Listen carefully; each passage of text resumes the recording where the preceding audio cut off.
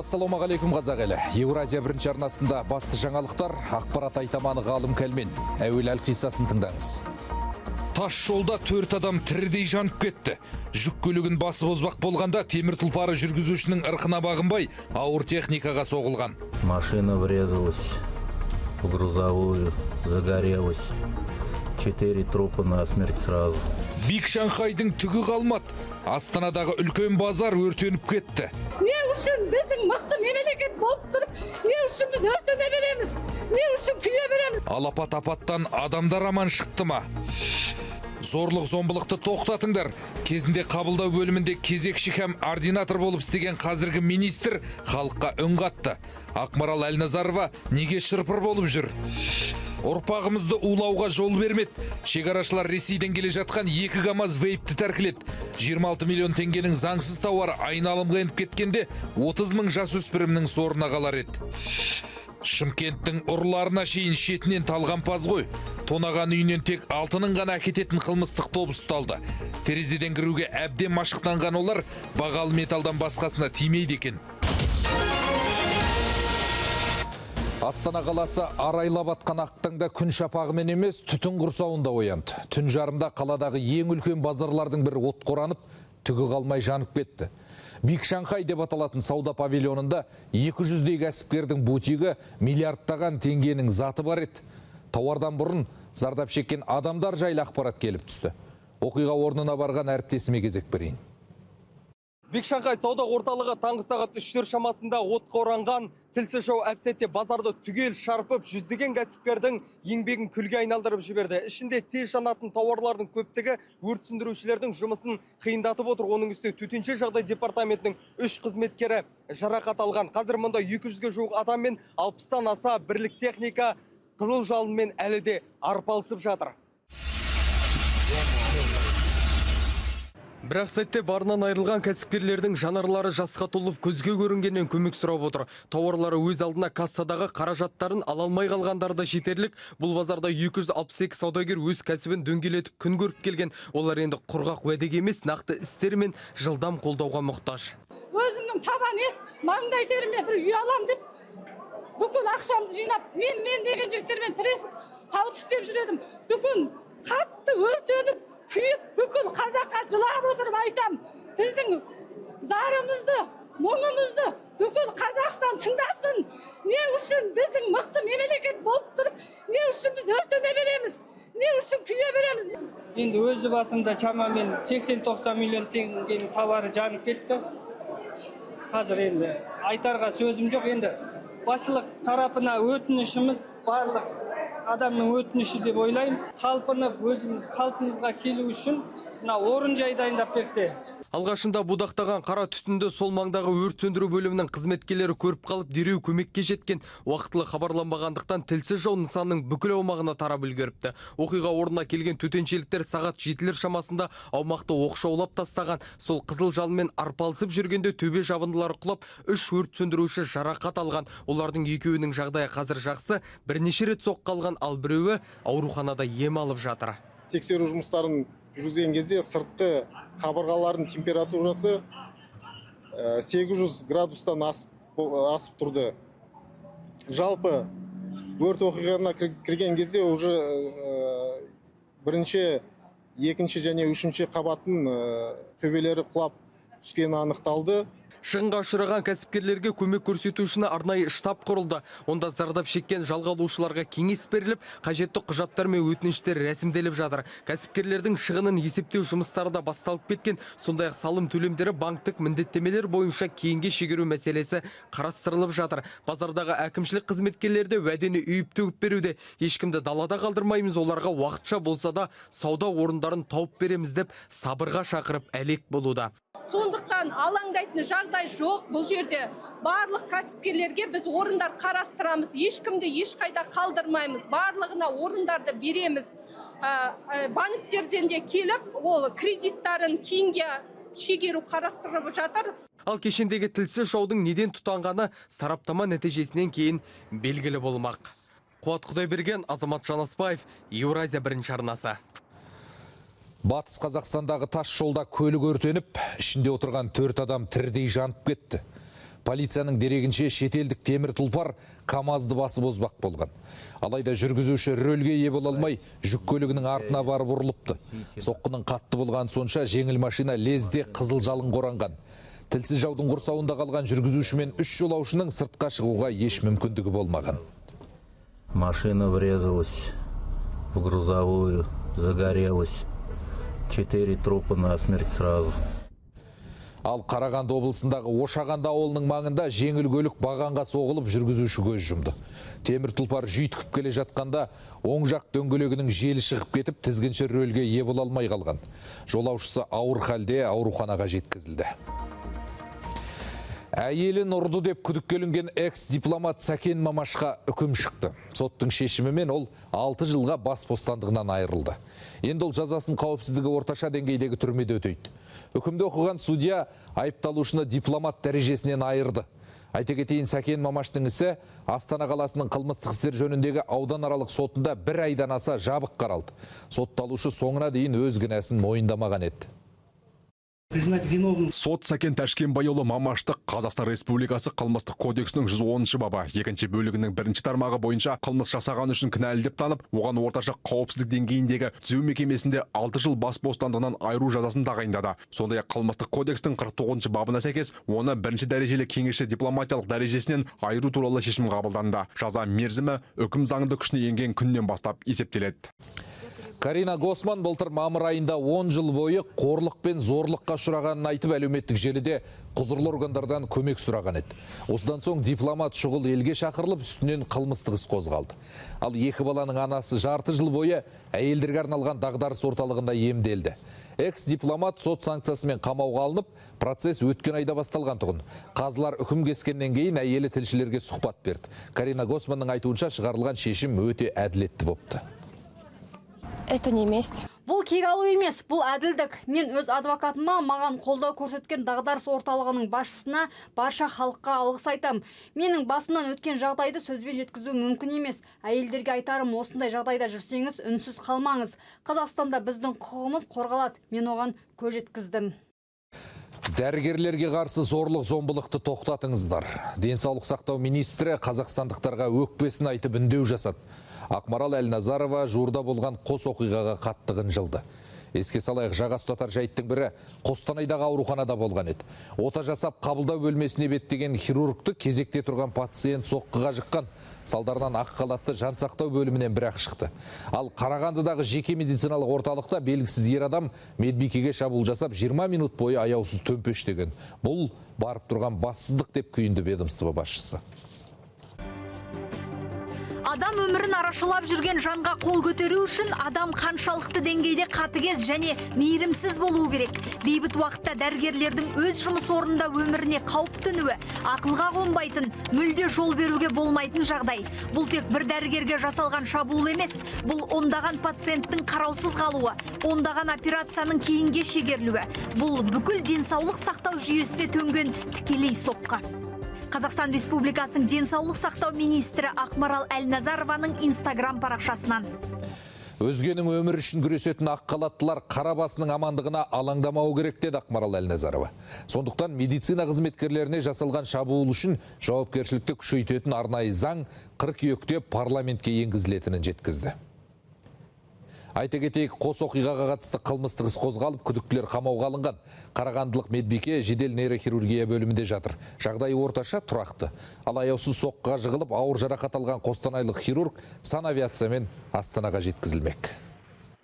Компьютерлік томография мидың оң жақ бөлігінде субдуралды қан кетумен маңдай тұсында соққы ошақтары барын, шүйде сүйегінің сынғанын көрсетті. Тағы жабық бас ми жарақатынан бөлек оң жақ ерні жыртылған. Таңертең телемедицина арқылы әріптестермен консилиум өткізілді. Пациенттің ауыр жағдайын ескеріп, Астанадағы шұғыл медицинаны үйлестіру орталығына көшіретін болдық. Президент жаңа салық кодексіне қол қойды.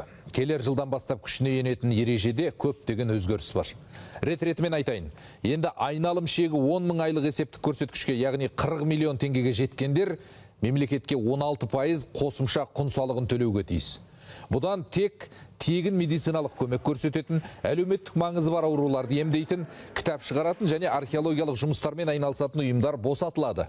Ал дәрі-дәрмек пен ақылы медициналық қызметтер үшін үстеме 2026 жылдан 5%, 2027 жылдан бастап 10% болып белгіленді. Сондай-ақ қабылданған құжат есеп-қисапты азайтып бірқатар жеңілдікке жол ашпақ.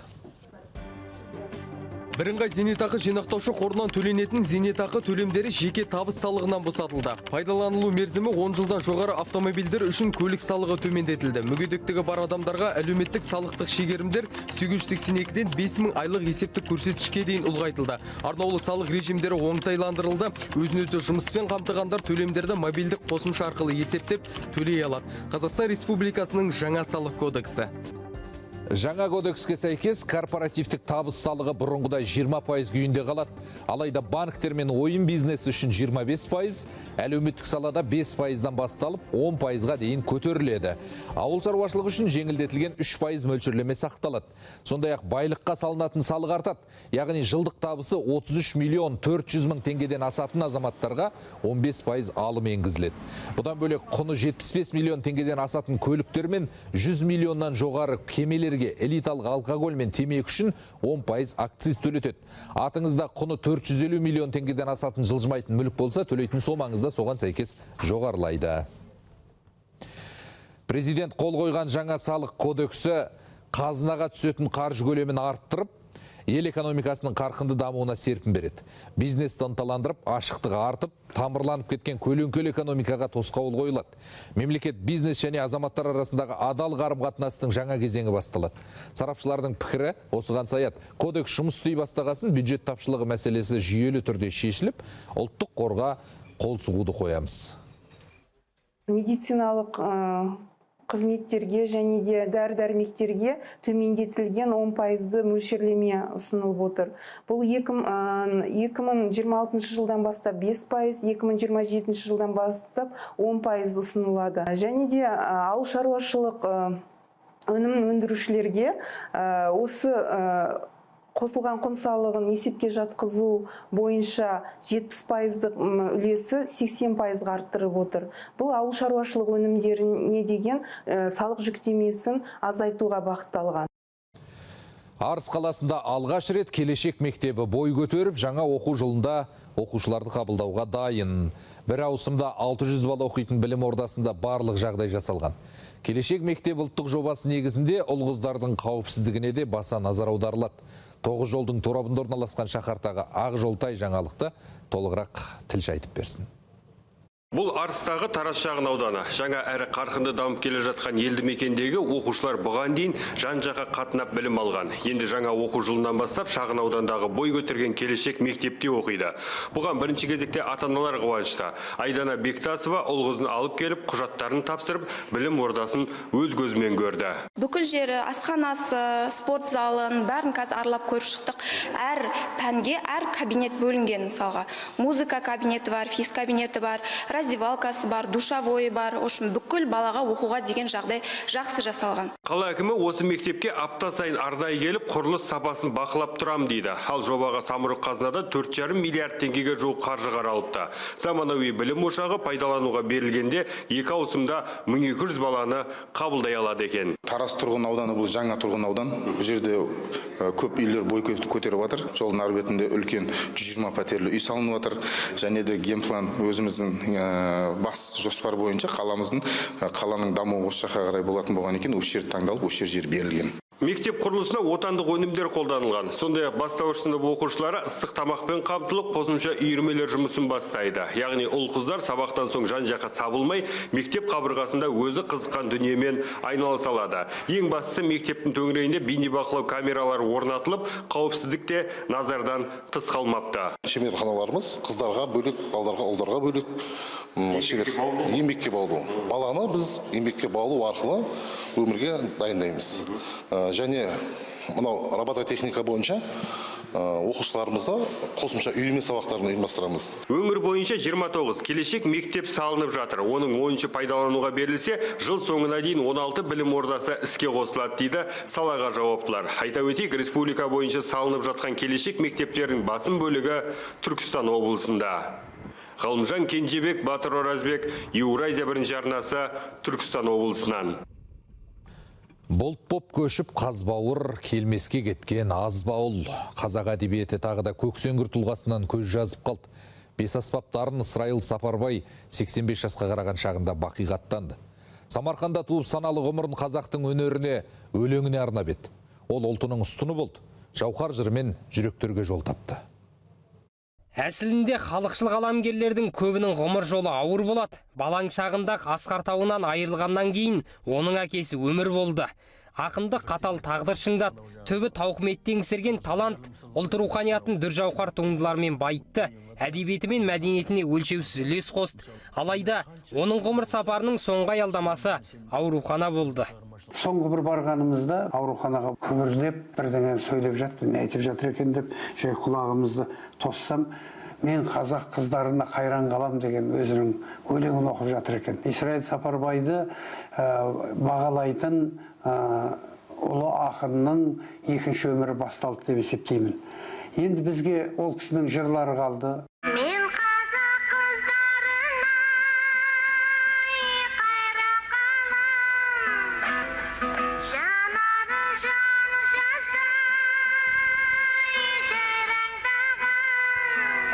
Лирикалық жырларымен жүректерді емдеген ақынның алаш аспанында әндерді қалықтап тұр.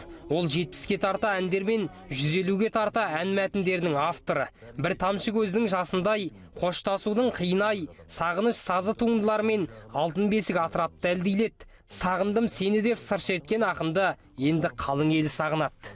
Ағамен болған осы соңғы бір 35 жыл өзіміздің шығармашылық сапарымызда бірнеше кәдімгі халықтың ойында қалатын әдемендер жаздық. Ағаның әр сөзі, әр буыны бір табиғи үлкен бір керемет нәрсе сияқты мен үшін.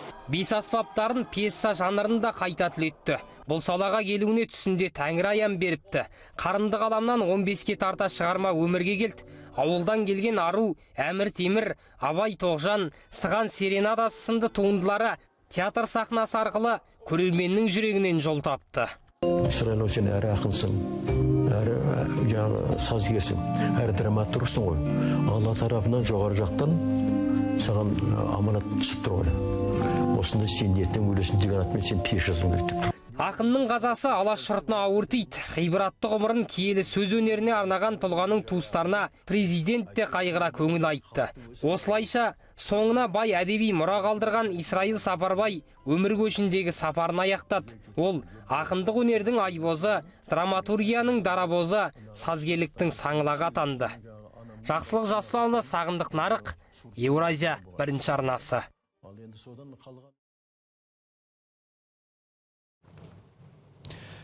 Алматы тауларында жасөспірім 15 метр биіктен құлады. Жерге оңбай түскен ол өсінен танып қалып, өз-өзіне келгенде қозғала алмаған. Жамбасы мен омыртқам деп шырылдай бергесін қасындағы достары құтқарушыларды шақыртыпты. Жүре алмағандықтан төтеншеліктер тікұшақпен тасымалдауға мәжбүр болды.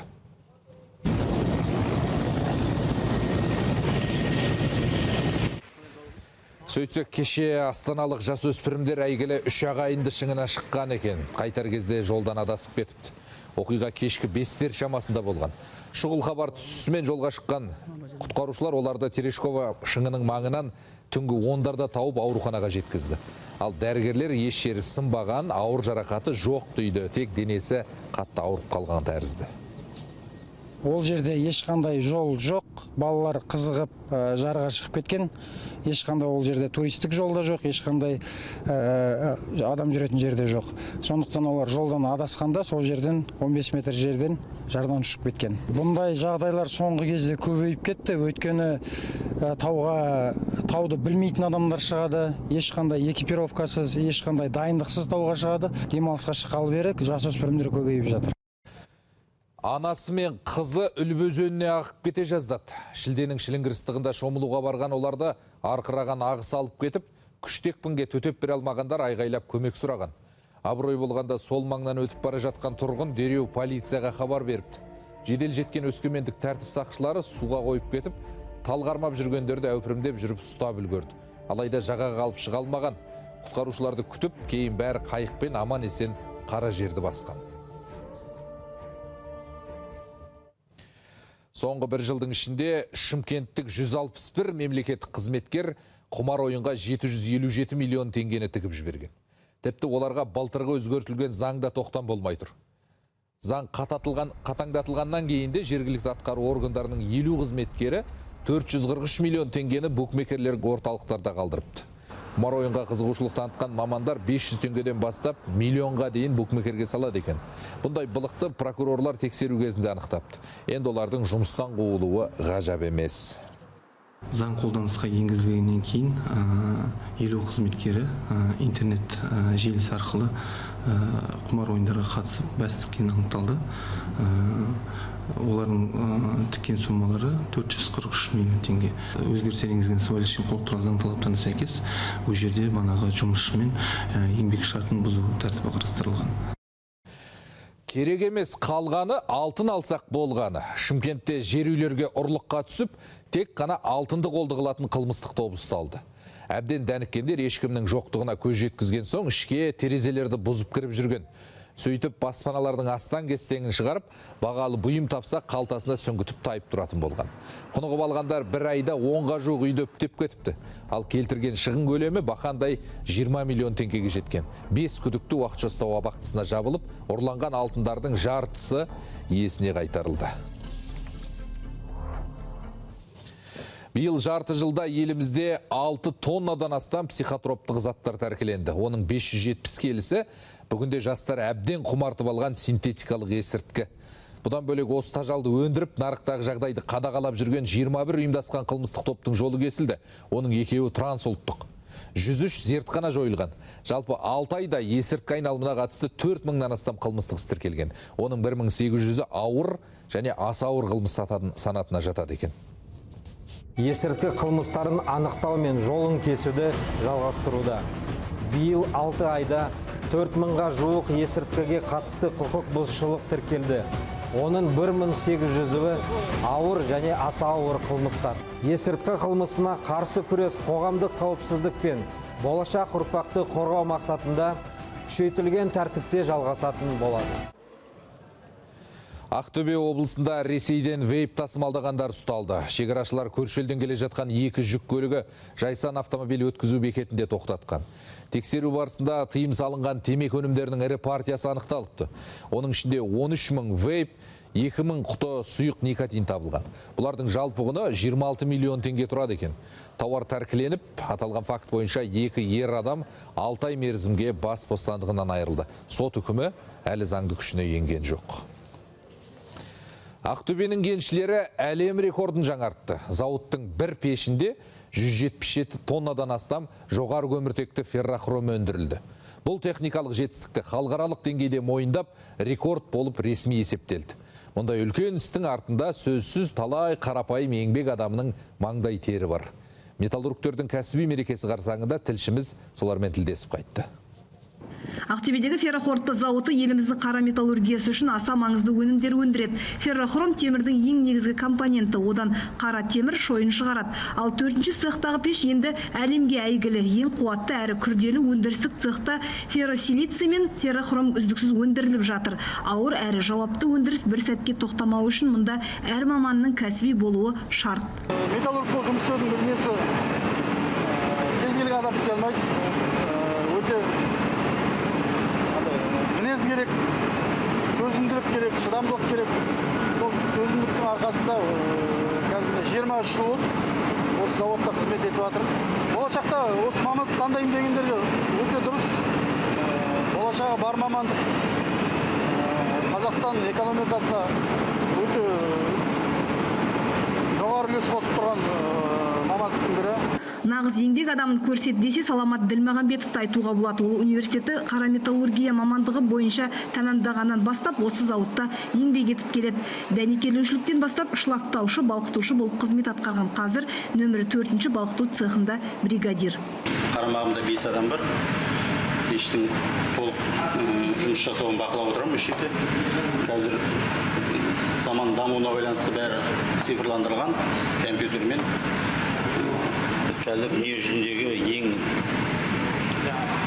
мощності көп пеш. бастапқы кезде 72 мен пландалып қосылған. Қазір 80 мегаваттқа дейін көтеріп 80 мегаваттың жұмыс жасап жатыр. Саламат бригадирмін деп басқаларға тапсырма беріп қол қусырып отырмайды. Бір сәт бейқамдық өндіріске зиянын тигізетінін түсінеді. Жастарға жол көрсетіп, ақыл кеңесін айтады. Ал әріптестер арасында сыйлы маман, қажырлы еңбегі мен кәсібилігін басшылығы да бағалапты. Саламат Ділмағамбетовтың кеудесіне әр жылдары еңбек даңқының 3-ші және 2-ші дәрежелі наградаларын таққан. Еңбек етіп жүріп, өзім мықты маман ретінде көрсетті. Тәжірибесі де, білігі де бар. Зауытқа жұмысқа енді қабылданған жас мамандарға Саламатты үнемі үлгетеміз. Соған қарай бой түзегенін қалаймыз. Аймақта металлургия саласында 8 ірі өндіріс орны жұмыс істейді. Бұл кәсіпорындарда 18 мыңнан астам адам еңбек етеді. Ақпайын Сұлтанмұрат, Амарат Аққажанов, Еуразия бірінші арнасы, Ақтөбеден. Айтарым осы ардақтағайын, арнамыздан алыстап жаңалықтан қалысқап жүрмеңіздер. Дидарласқанша.